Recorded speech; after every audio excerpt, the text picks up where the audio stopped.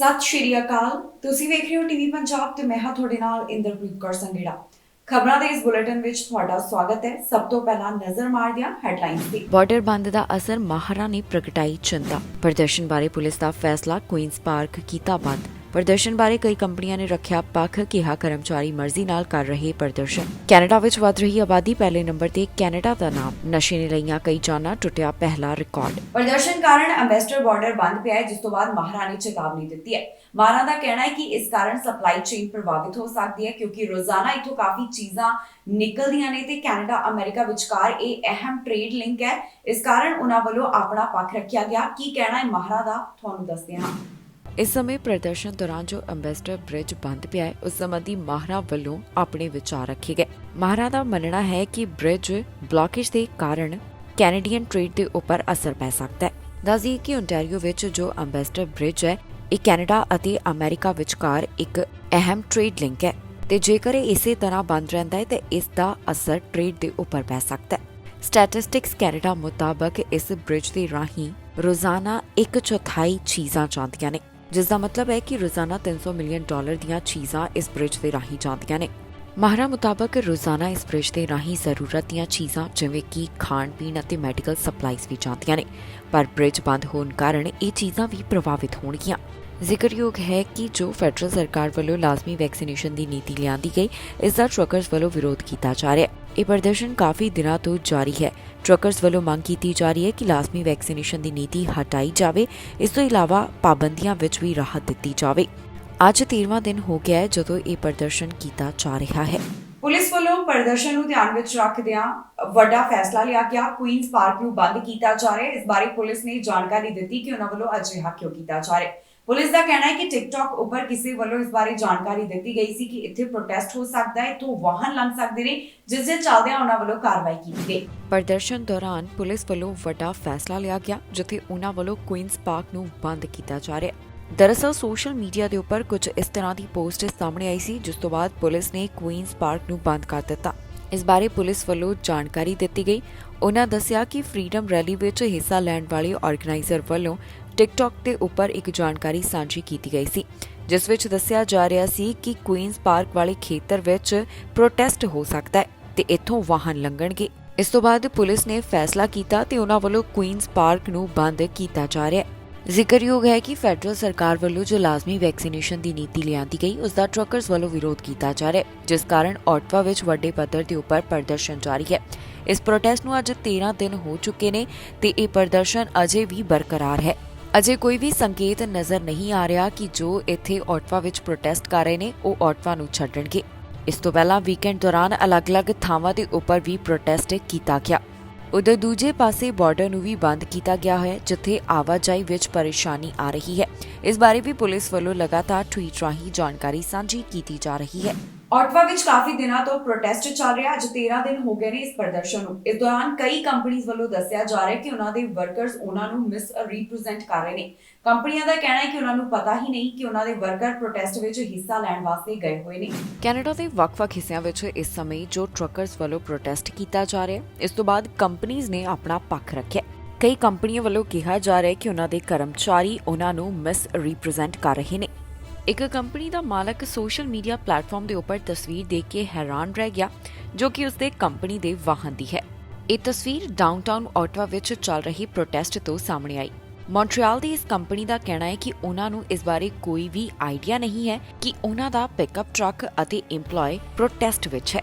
Montreal ਦੀ company ਦੇ ਮਾਲਕ Daniel ਵੱਲੋਂ ਦੱਸਿਆ ਗਿਆ ਕਿ ਮੈਨੂੰ ਬਿਲਕੁਲ ਵੀ ਨਹੀਂ ਪਤਾ ਸੀ ਕਿ ਮੇਰਾ ਕਰਮਚਾਰੀ ਪ੍ਰੋਟੈਸਟ ਵਿੱਚ ਪਹੁੰਚਿਆ ਤੇ ਮੈਨੂੰ ਇਹ ਦੇਖ ਕੇ ਬਹੁਤ ਬੁਰਾ ਲੱਗਿਆ।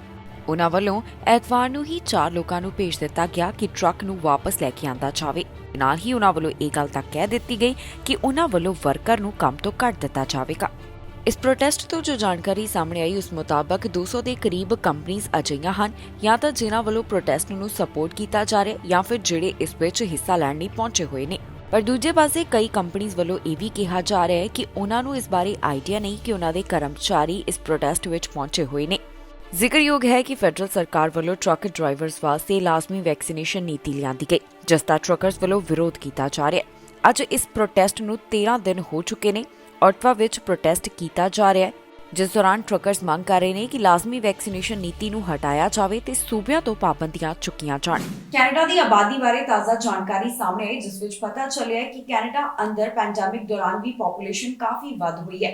7 ਦੇਸ਼ਾਂ ਵਿੱਚੋਂ ਕੈਨੇਡਾ ਨੇ ਪਹਿਲਾ ਸਥਾਨ ਹਾਸਲ ਕੀਤਾ, ਜਿੱਥੇ ਤੇਜ਼ ਰਫ਼ਤਾਰ ਨਾਲ ਆਬਾਦੀ ਵਧੀ। ਕੈਨੇਡਾ ਵਿੱਚ ਪੈਂਡੈਮਿਕ ਦੌਰਾਨ ਵੀ ਪੋਪੂਲੇਸ਼ਨ ਅੰਦਰ ਵਾਧਾ ਦਰਜ ਕੀਤਾ ਗਿਆ। ਜੀ ਹਾਂ, ਪੈਂਡੈਮਿਕ ਦੇ ਬਾਵਜੂਦ ਵੀ 7 ਦੇਸ਼ਾਂ ਵਿੱਚੋਂ ਕੈਨੇਡਾ ਦਾ ਆਬਾਦੀ ਵਧਣ ਦੇ ਮਾਮਲੇ ਵਿੱਚ ਪਹਿਲਾ ਸਥਾਨ ਦਰਜ ਕੀਤਾ ਗਿਆ। ਦਰਅਸਲ 2021 ਦੇ ਬਾਰੇ ਜੋ ਡਾਟਾ ਸਾਹਮਣੇ ਆਇਆ ਉਸ ਦੇ ਮੁਤਾਬਕ ਕੈਨੇਡਾ ਵਿੱਚ ਆਬਾਦੀ ਕਾਫੀ ਤੇਜ਼ੀ ਨਾਲ ਵਧ ਰਹੀ ਹੈ। 7 ਦੇਸ਼ਾਂ ਵਿੱਚੋਂ ਕੈਨੇਡਾ ਵੱਲੋਂ ਪੋਪੂਲੇਸ਼ਨ ਦੇ ਮਾਮਲੇ ਦੇ ਸੰਬੰਧ ਵਿੱਚ ਪਹਿਲਾ ਸਥਾਨ ਹਾਸਲ ਕੀਤਾ ਗਿਆ। ਆંકੜਿਆਂ ਦੇ ਮੁਤਾਬਕ ਪਿਛਲੇ ਸਾਲ ਕੈਨੇਡਾ ਦੀ ਆਬਾਦੀ 6 ਕਰੋੜ ਤੋਂ ਵੱਧ ਸੀ।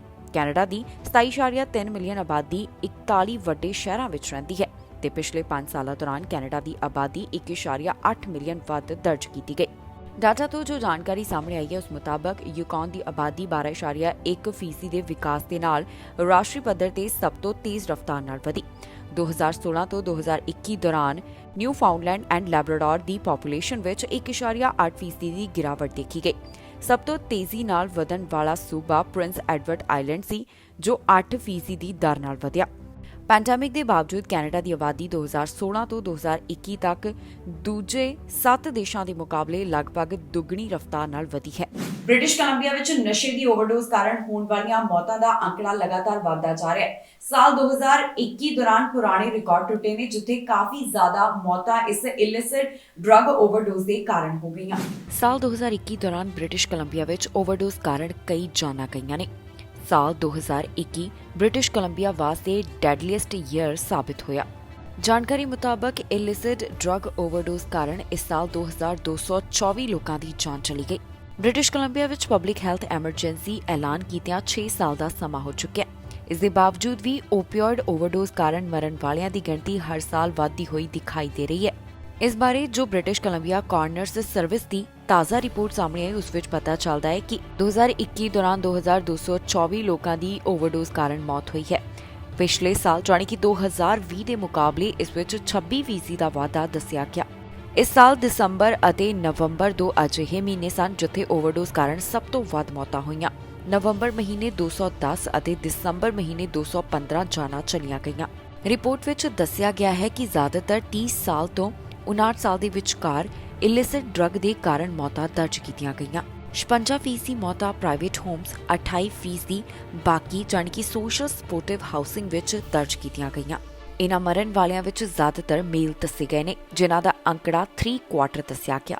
ਹੈਲਥ ਅਥਾਰਟੀਜ਼ ਮੁਤਾਬਕ ਵੈਨਕੂਵਰ ਕੋਸਟਲ ਹੈਲਥ ਵਿੱਚ ਜ਼ਿਆਦਾਤਰ ਮੌਤਾਂ ਇਸ ਓਵਰਡੋਜ਼ ਕਾਰਨ ਹੋਈਆਂ, ਜਿੱਥੇ 49% ਦਾ ਅੰਕੜਾ ਦੱਸਿਆ ਗਿਆ ਤੇ ਨਾਰਦਰਨ ਹੈਲਥ ਵਾਸਤੇ 48%। ਐਲਬਰਟਾ ਵਿੱਚ ਕੋਰੋਨਾ ਵਾਇਰਸ ਕਾਰਨ ਜੋ ਪਾਬੰਦੀਆਂ ਲਗਾਈਆਂ ਗਈਆਂ ਉਹਨਾਂ ਵਿੱਚ ਹੁਣ ਰਾਹਤ ਦਿੱਤੀ ਜਾ ਰਹੀ ਹੈ। ਪ੍ਰੀਮੀਅਰ ਵੱਲੋਂ ਇਸ ਬਾਰੇ ਐਲਾਨ ਕੀਤਾ ਗਿਆ। ਪ੍ਰੀਮੀਅਰ ਦਾ ਕਹਿਣਾ ਹੈ ਕਿ ਇੱਥੇ ਪਹਿਲਾਂ ਦੇ ਮੁਕਾਬਲੇ ਹਾਲਾਤ ਸੁਧਰਦੇ ਹੋਏ ਦਿਖਾਈ ਦੇ ਰਹੇ ਨੇ, ਜਿਸ ਤੋਂ ਬਾਅਦ ਉਹਨਾਂ ਵੱਲੋਂ ਜ਼ਿਆਦਾਤਰ ਪਾਬੰਦੀਆਂ ਹਟਾਈਆਂ ਜਾ ਰਹੀਆਂ ਨੇ।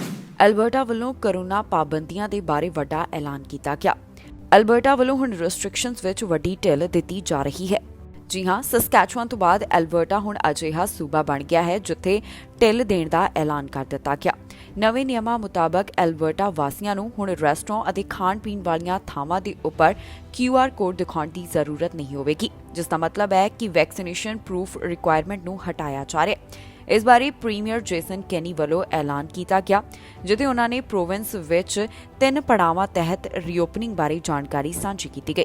ਉਹਨਾਂ ਵੱਲੋਂ ਵੈਕਸੀਨ ਪਾਸਪੋਰਟ ਨੂੰ ਬੰਦ ਕੀਤੇ ਜਾਣ ਦਾ ਐਲਾਨ ਕੀਤਾ ਗਿਆ।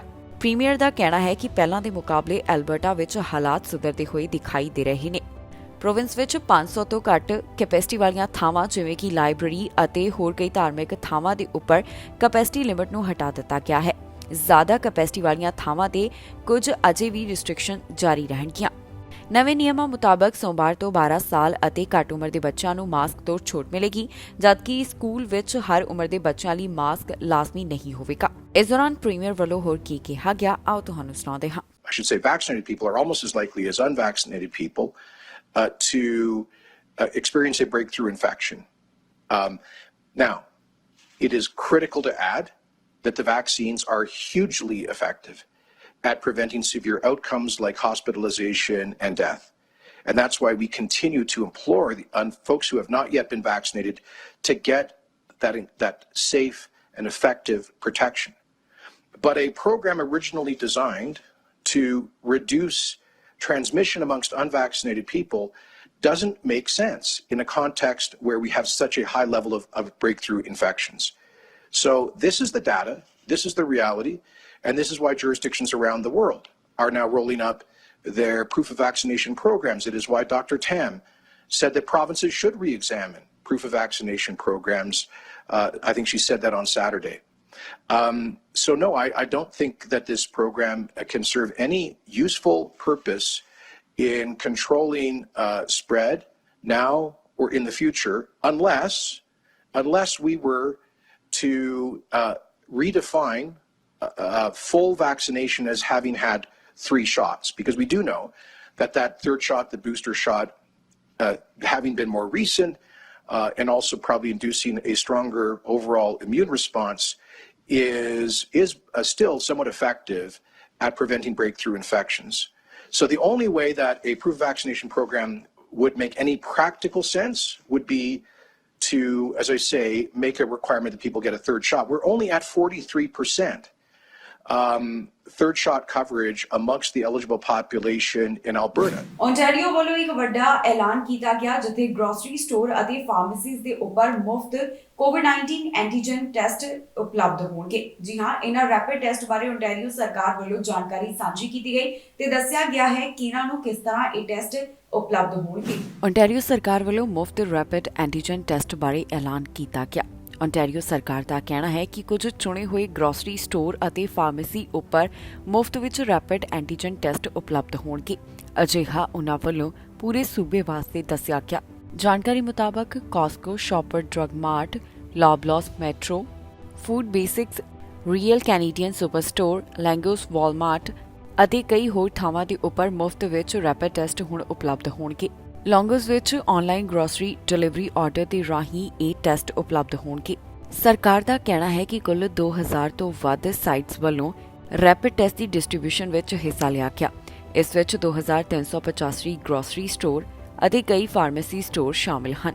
ਬੁੱਧਵਾਰ ਤੋਂ ਹੀ ਇਹਨਾਂ ਤਮਾਮ ਥਾਵਾਂ ਦੇ ਉੱਪਰ ਇਹ ਟੈਸਟ ਉਪਲਬਧ ਹੋ ਜਾਣਗੇ। ਇਸ ਦੌਰਾਨ ਇੱਕ ਹਫ਼ਤੇ ਵਿੱਚ 5.5 ਮਿਲੀਅਨ ਦੇ ਕਰੀਬ ਟੈਸਟ ਬਾਕਸਿਸ ਉਪਲਬਧ ਹੋਣਗੇ।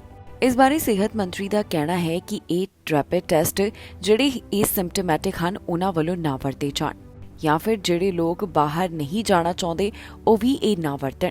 ਜਾਣਕਾਰੀ ਲਈ ਦੱਸ ਦਈਏ ਕਿ ਸੂਬੇ ਵੱਲੋਂ ਹੁਣ ਤੱਕ 76 ਮਿਲੀਅਨ ਰੈਪਿਡ ਟੈਸਟ ਡਿਪਲੋਏ ਕੀਤੇ ਜਾ ਚੁੱਕੇ ਨੇ। ਸਰੀ ਵਿੱਚ ਗੋਲੀਆਂ ਚੱਲਣ ਦਾ ਮਾਮਲਾ ਸਾਹਮਣੇ ਆਇਆ, ਜਿਸ ਦੌਰਾਨ 2 ਜਾਣੇ ਜ਼ਖਮੀ ਹੋਏ ਨੇ। ਸਰੀ ਪੁਲਿਸ ਵੱਲੋਂ ਇਸ ਮਾਮਲੇ ਦੀ ਪੜਤਾਲ ਕੀਤੀ ਜਾ ਰਹੀ ਹੈ ਤੇ ਉਹਨਾਂ ਵੱਲੋਂ ਦੱਸਿਆ ਗਿਆ ਕਿ ਇਹ ਮਾਮਲਾ ਲੋਅਰ ਮੀਨਲੈਂਡ ਗੈਂਗ ਕੌਨਫਲਿਕਟ ਨਾਲ ਜੁੜਿਆ ਹੋਇਆ ਹੈ। ਸਰੀ ਵਿੱਚ ਗੋਲੀਆਂ ਚੱਲੀਆਂ ਜਿਸ ਕਾਰਨ 2 ਜਾਣੇ ਗੰਭੀਰ ਜ਼ਖਮੀ ਹੋਏ ਨੇ। ਇਸ ਮਾਮਲੇ ਦੀ RCMP ਵੱਲੋਂ ਜਾਣਕਾਰੀ ਸਾਂਝੀ ਕੀਤੀ ਗਈ।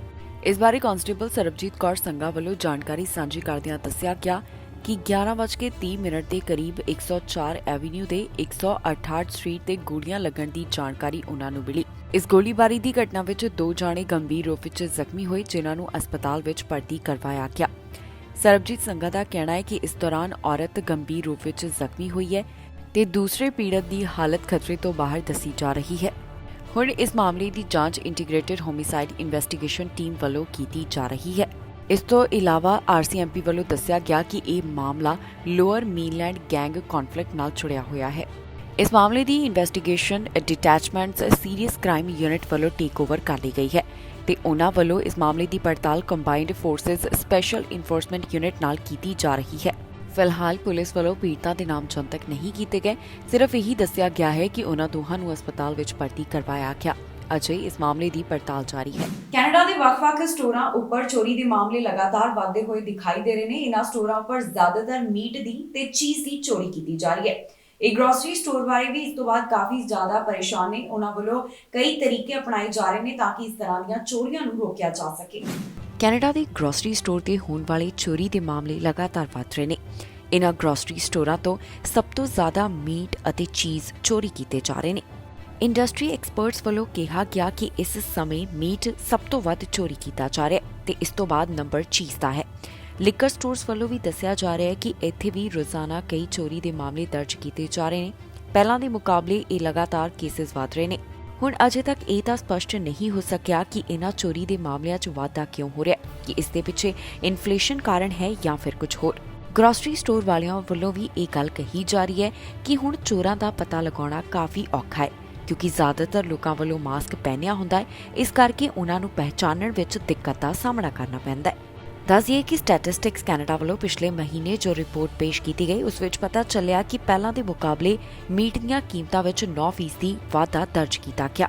ਹੁਣ ਦੇਖਣ ਵਿੱਚ ਆ ਰਿਹਾ ਹੈ ਕਿ ਗ੍ਰੋਸਰੀ ਸਟੋਰ ਤੇ ਮੀਟ ਸਭ ਤੋਂ ਵੱਧ ਚੋਰੀ ਕੀਤਾ ਜਾ ਰਿਹਾ ਹੈ। ਰਿਟੇਲਰਸ ਵੱਲੋਂ ਇਹਨਾਂ ਚੋਰੀ ਦੀਆਂ ਘਟਨਾਵਾਂ ਤੋਂ ਬਚਣ ਵਾਸਤੇ ਕਈ ਕਦਮ ਚੁੱਕੇ ਜਾ ਰਹੇ ਨੇ। ਕਈਆਂ ਵੱਲੋਂ ਸਿਕਿਉਰਿਟੀ ਗਾਰਡ ਹਾਇਰ ਕੀਤੇ ਜਾ ਰਹੇ ਨੇ ਤੇ ਕਈਆਂ ਵੱਲੋਂ ਲੌਕਡ ਸ਼ੋਕੇਸਿਸ ਰੱਖੇ ਜਾ ਰਹੇ ਨੇ। ਅਮਰੀਕਾ ਵਿੱਚ ਹਿਰਨ ਓਮਿਕਰੌਨ ਵੇਰੀਐਂਟ ਨਾਲ ਪੋਜ਼ਿਟਿਵ ਪਾਏ ਗਏ, ਜਿਸ ਤੋਂ ਬਾਅਦ ਮਾਹਰਾਂ ਨੇ ਆਪਣੀ ਚਿੰਤਾ ਦਾ ਪ੍ਰਗਟਾਵਾ ਕੀਤਾ।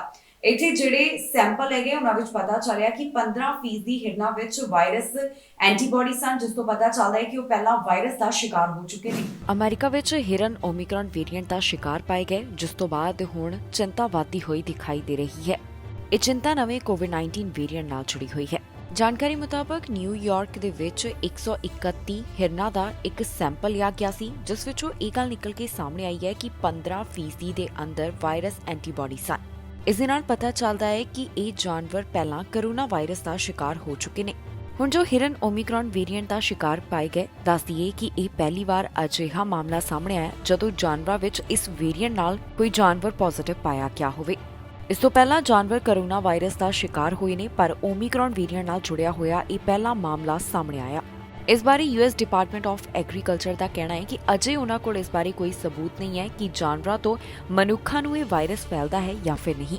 ਜਾਣਕਾਰੀ ਲਈ ਦੱਸ ਦਈਏ ਕਿ ਅਗਸਤ ਮਹੀਨੇ ਯੂਐਸ ਸਰਕਾਰ ਵੱਲੋਂ ਜਾਣਕਾਰੀ ਦਿੱਤੀ ਗਈ ਸੀ ਕਿ ਉਹਨਾਂ ਨੂੰ ਹਾਇਓ ਵਿੱਚ ਵਾਈਲਡ ਡੀਅਰ ਕਰੋਨਾ ਵਾਇਰਸ ਦਾ ਸ਼ਿਕਾਰ ਮਿਲਿਆ। ਇਸ ਤੋਂ ਬਾਅਦ ਹੋਰ ਵੀ ਕਈ ਥਾਵਾਂ ਤੇ ਜਾਨਵਰ ਕਰੋਨਾ ਵਾਇਰਸ ਦਾ ਸ਼ਿਕਾਰ ਪਾਏ ਗਏ ਸਨ। ਬਾਕੀ ਸੂਬਿਆਂ ਵਾਂਗ ਹੁਣ ਨੋਵਾ ਸਕੋਸ਼ੀਆ ਵੱਲੋਂ ਵੀ ਆਪਣਾ ਰੀਓਪਨਿੰਗ ਪਲਾਨ ਦੱਸਿਆ ਗਿਆ। ਨੋਵਾ ਸਕੋਸ਼ੀਆ ਵੱਲੋਂ ਵੀ ਕੋਰੋਨਾ ਪਾਬੰਦੀਆਂ ਵਿੱਚ ਰਾਹਤ ਦਿੱਤੀ ਜਾ ਰਹੀ ਹੈ, ਜਿਸ ਦੀ ਜਾਣਕਾਰੀ ਪ੍ਰੀਮੀਅਰ ਵੱਲੋਂ ਸਾਂਝੀ ਕੀਤੀ ਗਈ। ਨੋਵਾ ਸਕੋਸ਼ੀਆ ਵੱਲੋਂ ਵੀ ਕੋਰੋਨਾ ਪਾਬੰਦੀਆਂ ਹਟਾਈਆਂ ਜਾਣਗੀਆਂ, ਜਿਸ ਦਾ ਪ੍ਰੀਮੀਅਰ ਵੱਲੋਂ ਐਲਾਨ ਕੀਤਾ ਗਿਆ। ਉਹਨਾਂ ਵੱਲੋਂ ਦੱਸਿਆ ਗਿਆ ਕਿਵੇਂ ਤੇ ਕਿਸ ਤਰ੍ਹਾਂ ਇਹਨਾਂ ਪਾਬੰਦੀਆਂ ਵਿੱਚ ਰਾਹਤ ਦਿੱਤੀ ਜਾਵੇਗੀ। ਪਹਿਲੇ ਪੜਾਅ ਵਿੱਚ ਜੋ ਢਿੱਲ ਦਿੱਤੀ ਜਾ ਰਹੀ ਹੈ, ਉਸ ਦੀ ਜਾਣਕਾਰੀ ਕੁਝ ਇਸ ਤਰ੍ਹਾਂ ਹੈ। ਸਪੋਰਟਸ, ਆਰਟ ਅਤੇ ਕਲਚਰ ਇਵੈਂਟ ਮੁੜ ਤੋਂ ਸ਼ੁਰੂ ਕੀਤੇ ਜਾ ਸਕਣਗੇ। ਫਾਰਮਲ ਗੈਦਰਿੰਗ ਦੇ ਵਿੱਚ 50% ਸਮਰੱਥਾ ਦੀ ਇਜਾਜ਼ਤ ਦਿੱਤੀ ਗਈ ਹੈ। ਇਨਫਾਰਮਲ ਗੈਦਰਿੰਗ ਵਿੱਚ 10 ਤੋਂ 25 ਜਾਣੇ ਸ਼ਾਮਿਲ ਹੋ ਸਕਣਗੇ। ਰੈਸਟੋਰੈਂਟ ਅਤੇ ਜਿਮ ਨੂੰ 75% ਕਪੈਸਿਟੀ ਨਾਲ ਖੋਲ੍ਹਿਆ ਜਾ ਸਕਦਾ ਹੈ। ਰੀਟੇਲ ਸਟੋਰ ਵਿੱਚ ਫੁੱਲ ਕਪੈਸਿਟੀ ਦੀ ਇਜਾਜ਼ਤ ਹੋਵੇਗੀ। ਸਕੂਲਾਂ, ਪਬਲਿਕ ਹੈਲਥ ਮੈਸ਼ਰਸ ਵਿੱਚ ਨਾਨ ਅਸੈਂਸ਼ੀਅਲ ਵਿਜ਼ਿਟਰਸ ਦੀ ਅਜੇ ਇਜਾਜ਼ਤ ਨਹੀਂ ਦਿੱਤੀ ਗਈ। ਨੋਵਾ ਸਕੋਸ਼ੀਆ ਵੱਲੋਂ ਜੋ ਬਾਰਡਰ ਰਿਸਟ੍ਰਿਕਸ਼ਨ ਡੋਮੈਸਟਿਕ ਟਰੈਵਲਰਸ ਵਾਸਤੇ ਲਗਾਈਆਂ ਗਈਆਂ ਸਨ, ਉਹਨਾਂ ਨੂੰ ਹਟਾਇਆ ਜਾ ਰਿਹਾ ਹੈ ਤੇ ਹੁਣ ਇੱਥੇ ਆਈਸੋਲੇਸ਼ਨ ਦੀ ਰਿਕੁਆਇਰਮੈਂਟ ਨਹੀਂ ਹੋਵੇਗੀ। ਦੂਜੇ ਪਾਸੇ ਅੰਤਰਰਾਸ਼ਟਰੀ ਯਾਤਰੀ ਫੈਡਰਲ ਰੂਲਸ ਹੀ ਮੰਨਣਗੇ। ਜ਼ਿਕਰਯੋਗ ਹੈ ਕਿ ਕੈਨੇਡਾ ਦੇ ਵੱਖ-ਵੱਖ ਸੂਬਿਆਂ ਵੱਲੋਂ ਓਮਿਕਰੌਨ ਵੇਰੀਐਂਟ ਨੂੰ ਧਿਆਨ ਵਿੱਚ ਰੱਖਦਿਆਂ ਪਾਬੰਦੀਆਂ ਲਗਾਈਆਂ ਗਈਆਂ ਸਨ, ਪਰ ਹੁਣ ਇਹਨਾਂ ਪਾਬੰਦੀਆਂ ਵਿੱਚ ਰਾਹਤ ਦੇਣ ਦੀ ਸ਼ੁਰੂਆਤ ਕਰ ਦਿੱਤੀ ਗਈ ਹੈ। ਵੱਖ-ਵੱਖ ਪ੍ਰੋਵਿੰਸਸ ਵੱਲੋਂ ਰੀਓਪਨਿੰਗ ਪਲਾਨ ਸਾਂਝੇ ਕੀਤੇ ਜਾ ਰਹੇ ਨੇ, ਜਿਸ ਵਿੱਚ ਦੱਸਿਆ ਜਾ ਰਿਹਾ ਹੈ ਕਿ ਕਦੋਂ ਤੇ ਕਿਸ ਤਰ੍ਹਾਂ ਪਾਬੰਦੀਆਂ ਤੋਂ ਰਾਹਤ ਮਿਲੇਗੀ। We'll allow events again, increase gathering limits and business capacity limits, and remove border restrictions. And in Phase 2, gathering and capacity limits will increase again. And in Phase 3, there will be no more gathering or capacity limits, and we will also lift physical distancing requirements. And for now, masks are still required in indoor public places, and proof of vaccination is still necessary for discretionary activities. And we will let our evolving epidemiology guide us when we can safely change these two components. Today, though, I can give some certainty. I'll give you more details about Phase 1. As I said, it starts 12:01 a.m. February 14th. So in this first phase, the informal gathering limit will increase to 25 people from 10, and they can be from the same household or a consistent social group.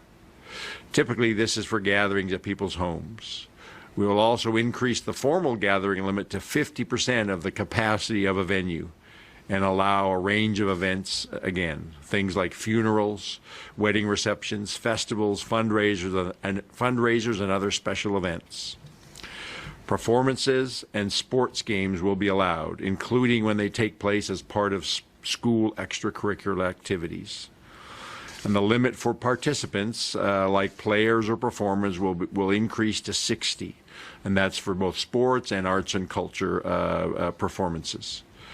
ਇਸ ਖਬਰ ਵਿੱਚ ਜਾਣਕਾਰੀ ਤੁਹਾਡੇ ਨਾਲ ਸਾਂਝੀ ਕਰਾਂਗੇ ਕਿ Canada ਦੇ ਕਿਸ ਹਿੱਸੇ ਤੋਂ ਕਿੰਨੇ ਕੋਰੋਨਾ ਵਾਇਰਸ ਦੇ ਮਾਮਲੇ ਸਾਹਮਣੇ ਆਏ। ਕੈਨੇਡਾ ਵਿੱਚ ਇਸ ਸਮੇਂ ਕੋਰੋਨਾ ਵਾਇਰਸ ਦੇ ਕੀ ਹਾਲਾਤ ਬਣੇ ਹੋਏ ਨੇ, ਸਾਰੀ ਸਥਿਤੀ ਤੁਹਾਨੂੰ ਦੱਸਾਂਗੇ ਅਸੀਂ ਇਸ ਖਬਰ ਰਾਹੀਂ। ਓਨਟਾਰੀਓ ਵਿੱਚ 2000 ਤੋਂ ਵੱਧ ਮਰੀਜ਼ ਹਸਪਤਾਲ ਦੇ ਵਿੱਚ ਨੇ ਤੇ ਇੰਟੈਂਸਿਵ ਕੇਅਰ ਅਧੀਨ 449 ਦੀ ਗਿਣਤੀ ਦੱਸੀ ਗਈ। ਓਨਟਾਰੀਓ ਵਿੱਚ 24 ਘੰਟਿਆਂ ਦੌਰਾਨ 3162 ਕੋਰੋਨਾ ਵਾਇਰਸ ਦੇ ਮਾਮਲੇ ਦਰਜ ਕੀਤੇ ਗਏ। ਹੁਣ ਤੱਕ ਸੂਬੇ ਵਿੱਚ ਕੁੱਲ 10,61,403 ਮਾਮਲੇ ਸਾਹਮਣੇ ਆ ਚੁੱਕੇ ਨੇ। ਜਿਹੜੇ ਕੇਸਿਸ 24 ਘੰਟੇ ਦੌਰਾਨ ਦਰਜ ਕੀਤੇ ਗਏ ਇਹਨਾਂ ਵਿੱਚ 456 ਅਨਵੈਕਸੀਨੇਟਡ, 131 ਪਾਰਸ਼ਲੀ ਵੈਕਸੀਨੇਟਡ ਤੇ 2000 ਤੋਂ ਵੱਧ ਫੁੱਲੀ ਵੈਕਸੀਨੇਟਡ ਸ਼ਾਮਲ ਨੇ। ਸੂਬੇ ਵਿੱਚ ਹੁਣ ਤੱਕ ਕੋਰੋਨਾ ਵਾਇਰਸ ਕਾਰਨ 11,944 ਮੌਤਾਂ ਹੋ ਚੁੱਕੀਆਂ ਨੇ। ਇੱਥੇ ਰਿਕਵਰਡ ਕੇਸਿਸ ਦਾ ਅੰਕੜਾ 10 ਲੱਖ ਤੋਂ ਉੱਤੇ ਦਾ ਹੈ। ਵੈਕਸੀਨੇਸ਼ਨ ਬਾਰੇ ਜਾਣਕਾਰੀ ਮੁਤਾਬਕ 99.5% ਦੀ ਆਬਾਦੀ ਵੱਲੋਂ ਕੋਵਿਡ-19 ਵੈਕਸੀਨ ਦੇ ਦੋਨੋਂ ਡੋਜ਼ ਅਤੇ 92.1% ਦੀ ਆਬਾਦੀ ਵੱਲੋਂ ਕੋਵਿਡ-19 ਵੈਕਸੀਨ ਦਾ ਇੱਕ ਡੋਜ਼, 51.4% ਦੀ ਆਬਾਦੀ ਵੱਲੋਂ ਕੋਵਿਡ-19 ਵੈਕਸੀਨ ਦੇ 3 ਡੋਜ਼ ਹਾਸਲ ਕੀਤੇ ਗਏ ਨੇ।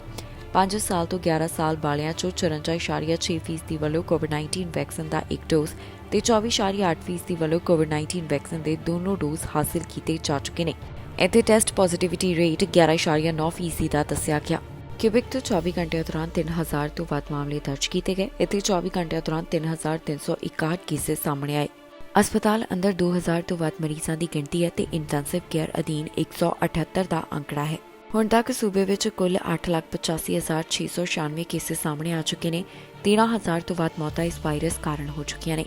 91% ਦੀ ਆਬਾਦੀ ਵੱਲੋਂ ਕੋਵਿਡ-19 ਵੈਕਸੀਨ ਦੀ ਇੱਕ ਡੋਜ਼, 85% ਦੀ ਆਬਾਦੀ ਵੱਲੋਂ ਕੋਵਿਡ-19 ਵੈਕਸੀਨ ਦੀਆਂ 2 ਡੋਜ਼ ਅਤੇ 48% ਦੀ ਆਬਾਦੀ ਵੱਲੋਂ ਕੋਵਿਡ-19 ਵੈਕਸੀਨ ਦੀਆਂ 3 ਡੋਜ਼ ਹਾਸਲ ਕੀਤੀਆਂ ਗਈਆਂ। ਕੈਨੇਡਾ ਵਿੱਚ ਹੁਣ ਤੱਕ 30 ਲੱਖ ਤੋਂ ਵੱਧ ਕੋਰੋਨਾ ਕੇਸਿਸ ਦਰਜ ਕੀਤੇ ਜਾ ਚੁੱਕੇ ਨੇ। 33,000 ਤੋਂ ਵੱਧ ਮੌਤਾਂ ਇਸ ਵਾਇਰਸ ਕਾਰਨ ਹੋ ਚੁੱਕੀਆਂ ਨੇ। ਇਸ ਤੋਂ ਇਲਾਵਾ ਕੈਨੇਡਾ ਵਿੱਚ ਰਿਕਵਰਡ ਕੇਸਿਸ ਦਾ ਵੀ ਵੱਡਾ ਅੰਕੜਾ ਹੈ। ਇਸ ਦੇ ਨਾਲ ਹੀ ਜਾਂਦੇ ਇੱਕ ਵਾਰ ਫਿਰ ਤੋਂ ਨਜ਼ਰ ਮਾਰਦੇ ਹਾਂ ਹੈਡਲਾਈਨਸ ਤੇ। ਬਾਰਡਰ ਬੰਦ ਦਾ ਅਸਰ, ਮਾਹਰਾਂ ਨੇ ਪ੍ਰਗਟਾਈ ਚਿੰਤਾ। ਪ੍ਰਦਰਸ਼ਨ ਬਾਰੇ ਪੁਲਿਸ ਦਾ ਫੈਸਲਾ, ਕੁਈਨਸ ਪਾਰਕ ਕੀਤਾ ਬੰਦ। ਪ੍ਰਦਰਸ਼ਨ ਬਾਰੇ ਕਈ ਕੰਪਨੀਆਂ ਨੇ ਰੱਖਿਆ ਪੱਖ, ਕਿਹਾ ਕਰਮਚਾਰੀ ਮਰਜ਼ੀ ਨਾਲ ਕਰ ਰਹੇ ਪ੍ਰਦਰਸ਼ਨ। ਕੈਨੇਡਾ ਵਿੱਚ ਵੱਧ ਰਹੀ ਆਬਾਦੀ, ਪਹਿਲੇ ਨੰਬਰ ਤੇ ਕੈਨੇਡਾ ਦਾ ਨਾਮ। ਨਸ਼ੇ ਨੇ ਲਈਆਂ ਕਈ ਜਾਨਾਂ, ਟੁੱਟਿਆ ਪਹਿਲਾ ਰਿਕਾਰਡ। ਖਬਰਾਂ ਦੇ ਇਸ ਬੁਲੇਟਿਨ ਵਿੱਚ ਇੰਨਾ ਹੀ। ਨਵੀਆਂ ਤੇ ਤਾਜ਼ੀਆਂ ਖਬਰਾਂ ਲੈ ਕੇ ਫਿਰ ਤੋਂ ਹਾਜ਼ਰ ਹੋਵਾਂਗੇ। ਫਿਲਹਾਲ ਮੈਨੂੰ ਇੰਦਰਪ੍ਰੀਤ ਕੌਰ ਸੰਗੀੜਾ ਨੂੰ ਦਿਓ ਇਜਾਜ਼ਤ ਤੇ ਤੁਸੀਂ ਵੇਖਦੇ ਰਹੋ ਟੀਵੀ ਪੰਜਾਬ।